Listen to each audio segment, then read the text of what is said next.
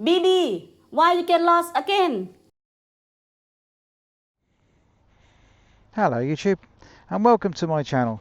So yeah, this will be a short one today. I'm just in the town of, there's a place called Ipswich in Suffolk in the UK, and yeah, I thought I'd just get on the bike and just have a little bit of a ride about. Really, I'm just having a look at this little this metal plate on the back here. I think it's called a sport plate or a sport rack, which I've got from a German company called Heckler and Beko, or Beko and Heckler, or something like that. I don't know. You'd be supposed to be able to fit a luggage rack on the back of this, so I'm going to give that a go at some point. I've just got my my light lock fitted on it at the moment. Yeah, so it's just going to be a short one today. Just going to little ride around, perhaps put a bit of music on or something, and yeah, just really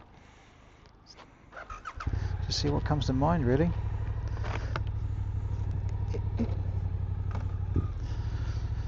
I'm not sure how much of this bike, or the engine, the microphone's picking up. Oh, right, I've got to stop doing that. I must.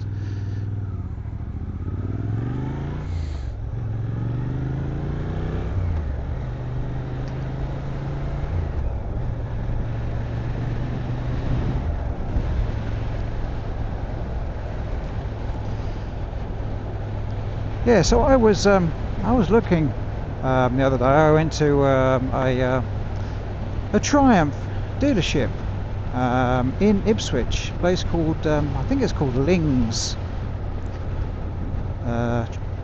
Suffolk Triumph, and I don't really know much about Triumphs. I've never really, well, I've never ridden a Triumph, and I've never actually sat on a Triumph until yesterday. And I went there and I saw a Bonneville T100, yeah, Bonneville T100 and a Bonneville T120. T120 was in black, completely black. It had a brown seat, but everything else was black. Even the exhaust pipe was black. It looked really rather nice. So I sat on it, and it felt really comfortable. Felt actually a lot comfortable than my my Suzuki. Yeah, it did look really nice. The T100 had a lot of chrome on it. I'm not sure whether I want a lot of chrome on it, but not that I'm really looking for another bike, because I still really enjoy. I like my Suzuki GSX-8S, but I do quite like the look of those bikes, and I don't know much about them. It felt quite heavy, and I was talking to the sales guy, and he was saying, yeah, it was something like 230 odd, 236 kilograms dry, something like that, and it did feel very heavy, but it felt well balanced. But no, I was just having a look at that, really. So let me know in the comments if you had a choice between a Bonneville T100 or a Bonneville T120, which one would you go for? Would you go for the T120, as it's got more power? I think it's the same frame size, same dimensions, but more power, perhaps on a longer run, you know, on a tour. Although the T100, from what I've seen on YouTube, looks pretty good as well. Quite, I think it would handle a bit of a tour. I'm hopefully going to go on a little tour on this Suzuki. That's what I'm planning anyway, at some point.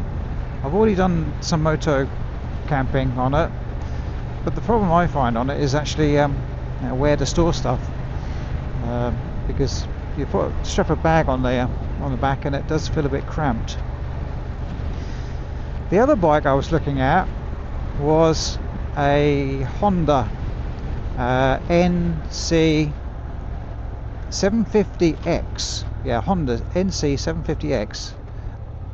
More of an adventure bike. I suppose you'd call it like a midweight adventure bike, I suppose. It's the one where I think the fuel tank is in the back. You lift up the pillion seat and you fill the tank up from there, and it's in the back, and you basically, I think you sit on the tank, and the dummy tank in front of you is actually like a big glove box. It's a big storage box where apparently, I'm told, you can fit a full face, or some full face helmets in it. I looked at that and I thought that was a really good idea. I thought, wow, that is pretty good for storage, because you could get a lot in there.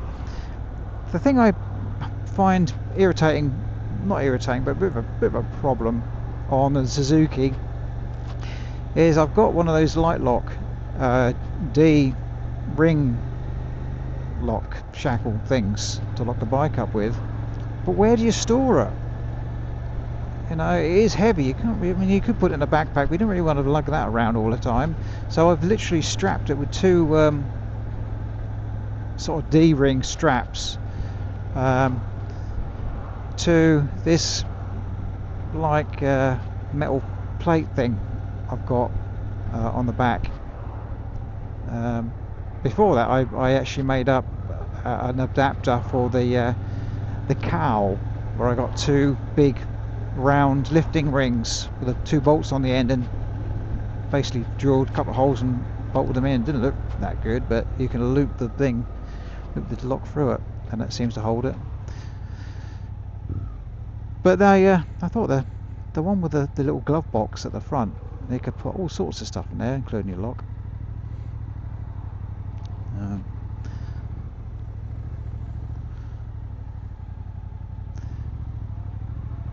But yeah, that was just something I was looking at, really. Yeah, I'm not really sure what else to talk about, really.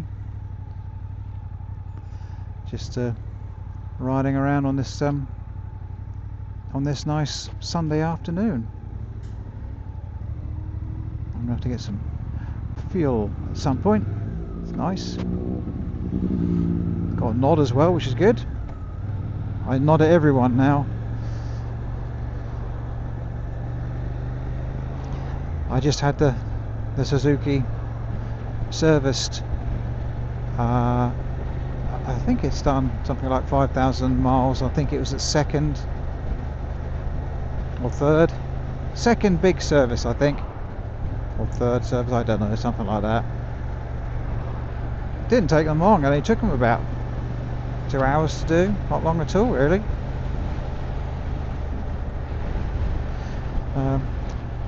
Yeah. Anyway,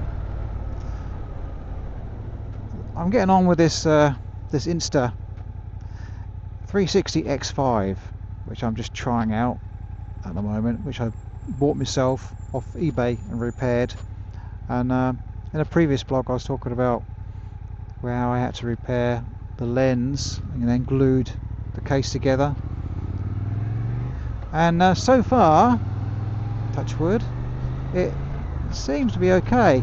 I'm still getting the hang of the X5, and trying to remember that it's not like the normal type of camera I would use.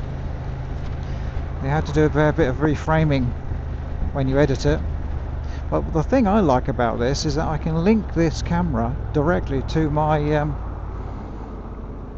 Cardo comms unit, Cardo Spirit comms unit, and then talk directly to it. And that does seem to be, it seems to work quite well.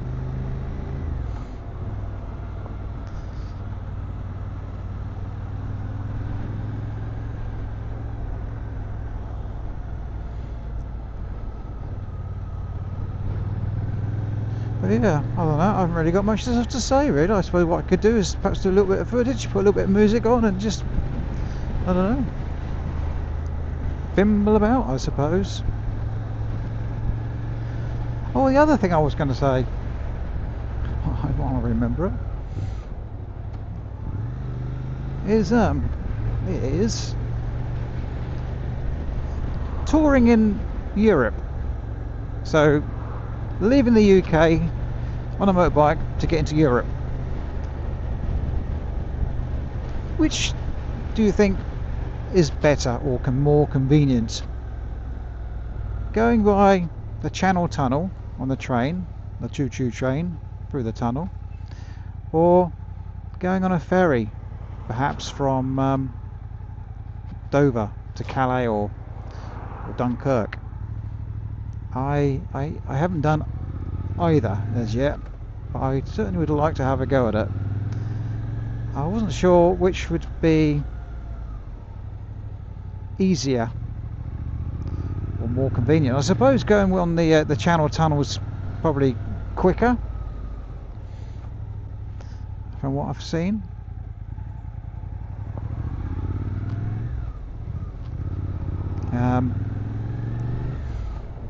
Probably more expensive, and then the ferry's probably going to be longer, but perhaps not as expensive unless you get a cabin, I suppose. I don't know. Or go from Harwich over to the Hook of Holland. But if I do that, depending on which one I'll do, I'll see if I can video it. If I do that, I am thinking for my first time it will probably be a ferry from Dover. Probably a ride from Suffolk all the way down to Dover early one morning, and then the ferry over to France, and then just sort of see what happens after that point, really. And most likely perhaps take a tent with me, because I've heard that it's easier to do wild camping in those countries. I'm not sure about Belgium or not, but I think France, you can do some wild camping as long as you sort of like only stay a minimum amount of time and clear up after yourself, and yeah, it's more like stealth camping, I think. I don't know, I'm still looking into that.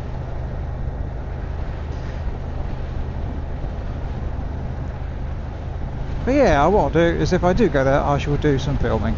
So if you'd like to see more of this, yeah, please subscribe, and if you like this video, please hit the thumbs up on it. Subscribing and hitting the thumbs up is all free, it doesn't cost anything. I'm just going to ride through Ipswich now. Probably not a lot going to happen down here, and then I'm going to have to get some fuel.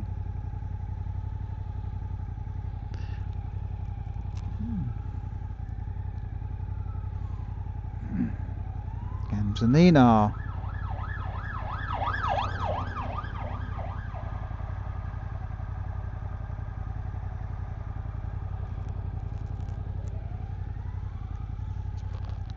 Well, I might stick some music on in a minute and just film for a little while, and then just see what happens. I try with making these little these vlogs, because I'm somebody who doesn't really say a great deal. I just wing it as I go along, just make things up as I go along. I never really have much to say.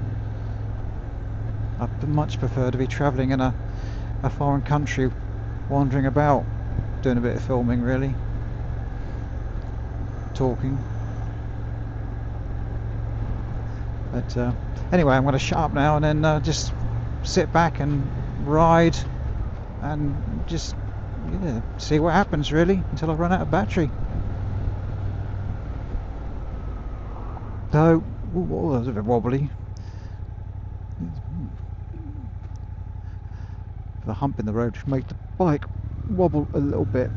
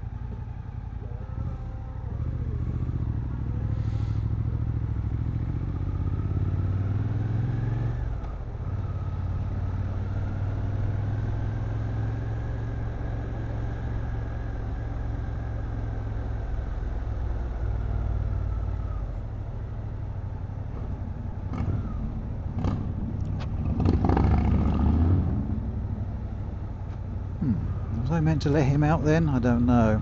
Don't think so.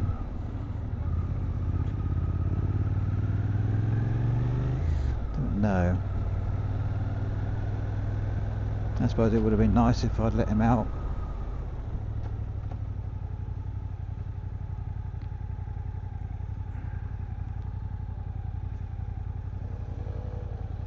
And perhaps that's where the Nina went. Over there. Crown Pools, the swimming pool of Ipswich. Completely closed now, I think. Is it closed? I don't know. It looks like it's closed. I think it's going to be knocked down and built somewhere else, I think. That's what I've heard anyway.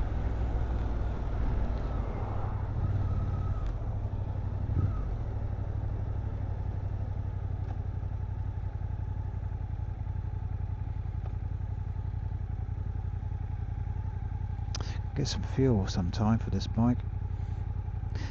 It's a funny old fuel tank on this. It's got 14-litre fuel tank. I think it's the shape of it, but where the sensor is inside. But it starts off full, and it seems to, the gauge seems to say it's full for ages and ages, and then you get down to the first square, that disappears, and then yeah, a little while later you get down to the second square, that disappears, but then any other square after that seems to disappear quite quick.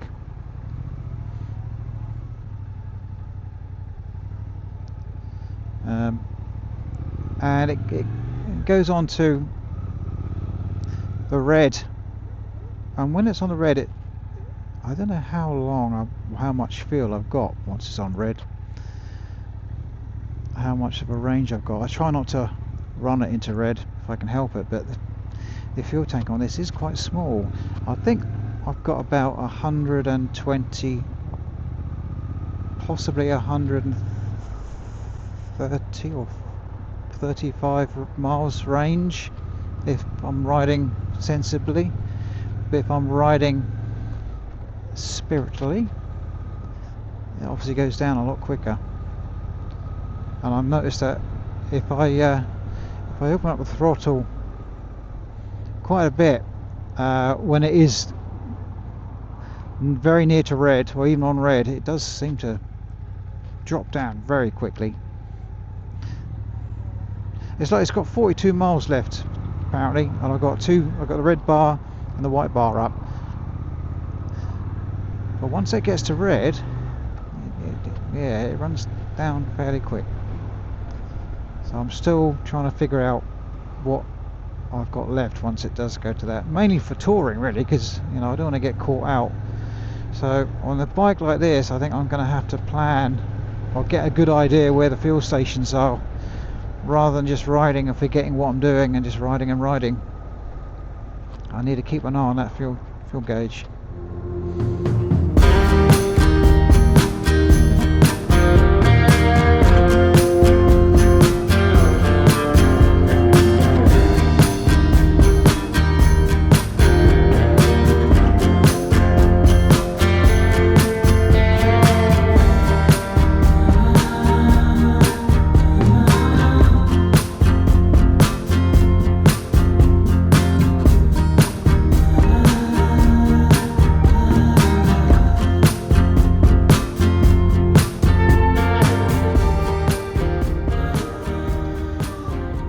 Right, I think I'm going to go head off and get some fuel, I think, and then that'll probably be it, really. This little boring old vlog. So anyway, if you've watched it this far and haven't fallen asleep, thanks for watching. Oh no, I should have said until next time. No, I've got to say all the other rubbish, haven't I? Otherwise YouTube get a bit funny with their algorithm. So if you like this video, please hit the thumbs up. And if you would like to see more of this sort of stuff, then please subscribe. It all helps. It's free as well. Puts a smile on my face. And until next time, thanks for watching.